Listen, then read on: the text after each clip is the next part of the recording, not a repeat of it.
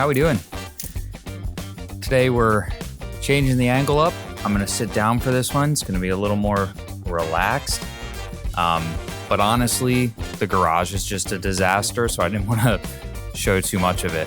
But today we're gonna talk about the mundane side of photography.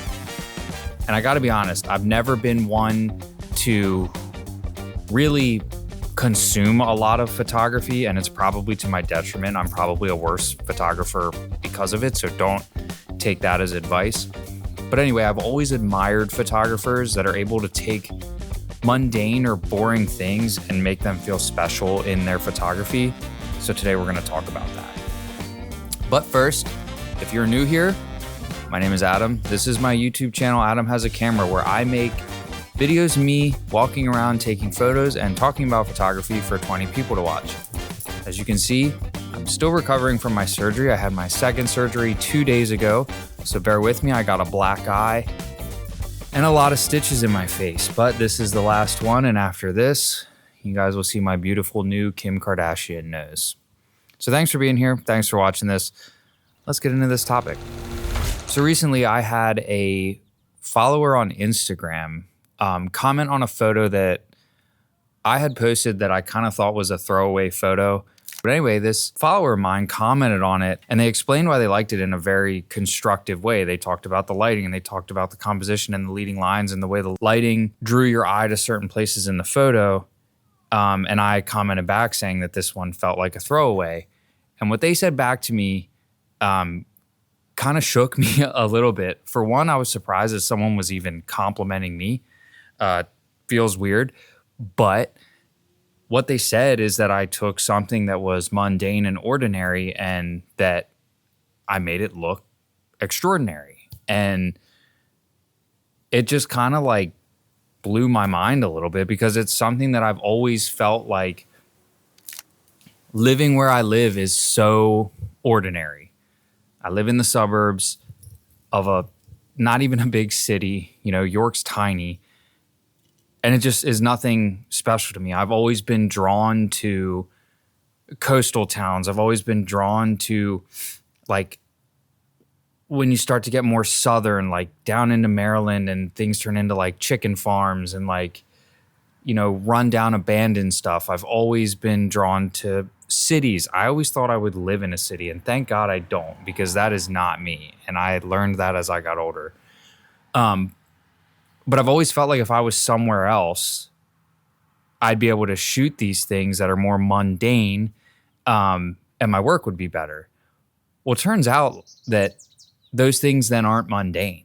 If I'm shooting things that aren't part of my everyday life, they're not mundane to me, and that's why I want to shoot them.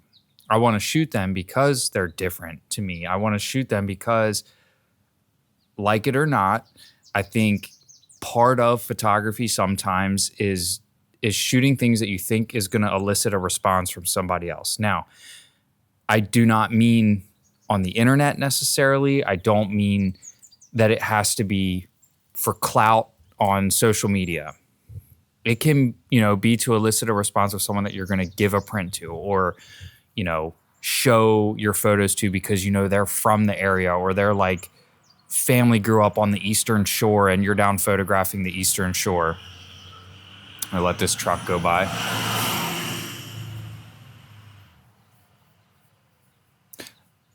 So I've always thought about shooting these different things and how much cooler they would be, even though the photography is mundane, right?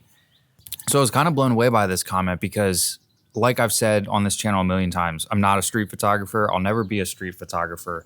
I like to walk around the streets with my camera and shoot photos, but I'm not shooting the typical things that most street photographers are shooting. I'm shooting buildings and light bouncing off of things and reflections and bikes on the side of the road and just anything I've ever shot. I've kind of like done my own thing. I'm never going to be a sports photographer. I'm never going to be, you know, a great studio photographer. What I can do is walk around with a camera and take photos of random stuff. And every once in a while, I'll come back with something that looks nice or means something to me or means something to someone that, you know, I can show the photo to and change their day maybe. So it was kind of cool to hear someone that doesn't really know me, doesn't really know me other than the artist side of me, right? They only know my work through these YouTube videos and through social media. And this is really my first time ever consistently doing anything on the internet.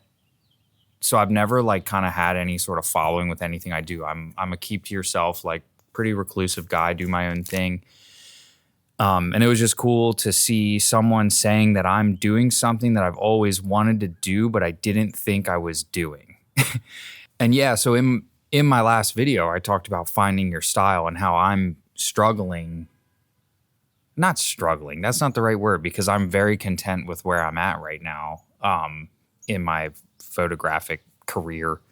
I'm not going to say journey because I hate when people say insert anything you're doing journey. It's not always a journey, kids. Like sometimes I guess by definition it is a journey, but I just don't like it. Okay. So it was just cool to hear, that maybe I am accomplishing what I'm trying, and maybe me going and shooting instinctually and just shooting what I want and going by my gut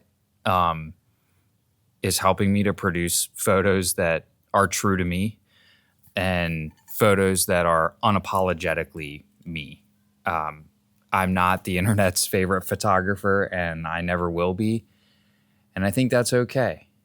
And so I wanted to thank that commenter for one, even following me here, and anyone that follows me here. Nuts. I don't know why you guys do it. But two, for following me over on Instagram and caring enough about my photography to want to see more of it, and caring enough about it to comment on it and be nice about it. And to reassure some things for me, I think is what this is all about. So thank you. You made me feel good about myself and my work, and that doesn't happen too often on this day and age in the internet. So I just really wanted to come on here and make a quick one, to talk through that. And I'd been thinking about it a lot throughout the last week or so. And yeah, I thought maybe it would help someone that watches this that is feeling like the work that they're doing isn't necessarily getting them what they want out of it. And that just stay the course. Keep being unapologetically you. Keep shooting the things that you want to shoot. And eventually that will build into being something that you're really proud of. And I can say that right now I am proud of the fact that I am consistently making these videos and that people are tuning in, because I think it's crazy. But thanks for being here. Thanks for watching this. That's all I got for now. Stay crusty.